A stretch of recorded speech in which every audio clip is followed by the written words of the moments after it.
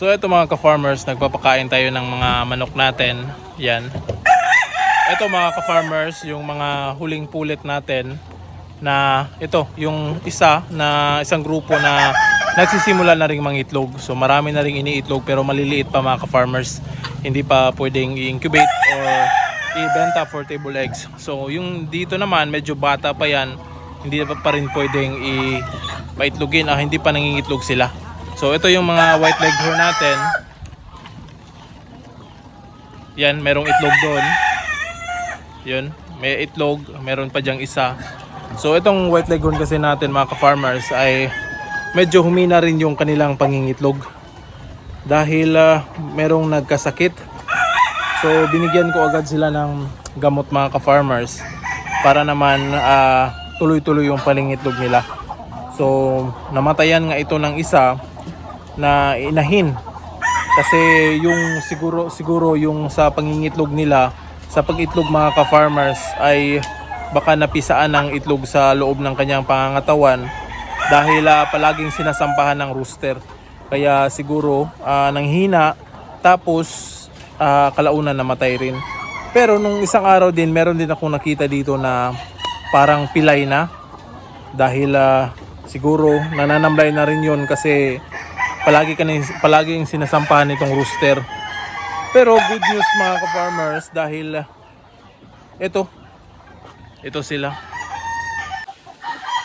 So ito sila ngayon mga ka-farmers.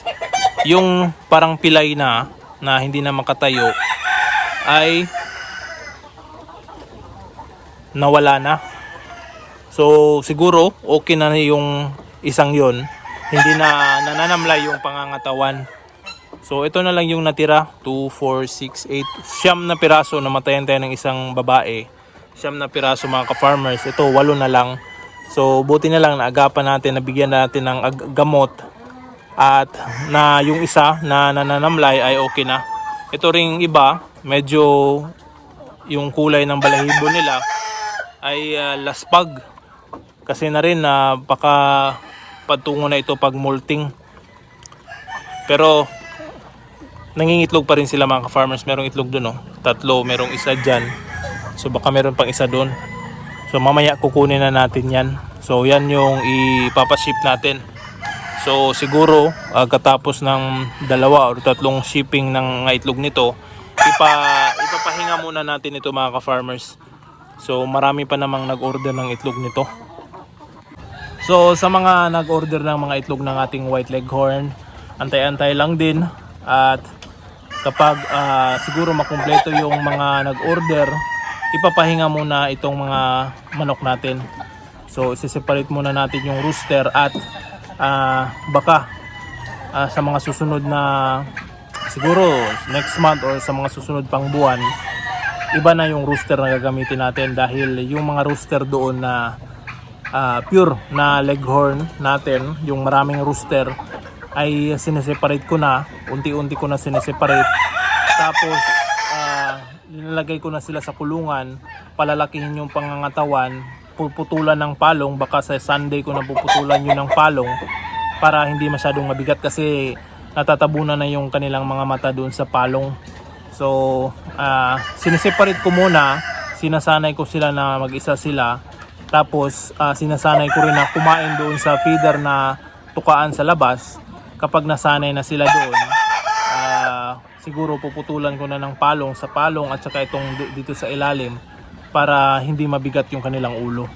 At yun din yung gagamitin nating rooster. So mga sa babae naman ay ito na lang yung mga natira sa atin. Siguro pagkatapos rin ng mga order, kapag hindi pa ito totally na naglulugon, ibibreed natin ito para makapag-produce tayo ng fresh na pulet pangpalit sa kanila.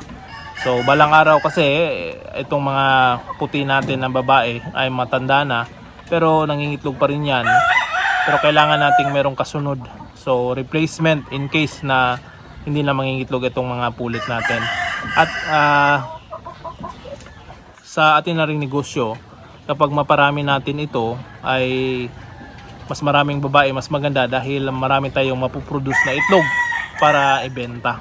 So yun, Doon naman sa mga heritage breed natin na mga pullet mga ka-farmers, doon naman sa mga heritage breed na pullet natin mga ka-farmers, kapag hindi tayo nagpapapuro or hindi tayo nagbe-breed ng heritage to heritage, yung mga rooster ko na white leghorn, dyan ko isasalpak. So marami tayong rooster, kaya kahit lahat ng kulungan na ito ay lagyan natin ng white leghorn na rooster ay pwede dahil yung rooster ko 15 o 16 ba yun. So sobrang dami.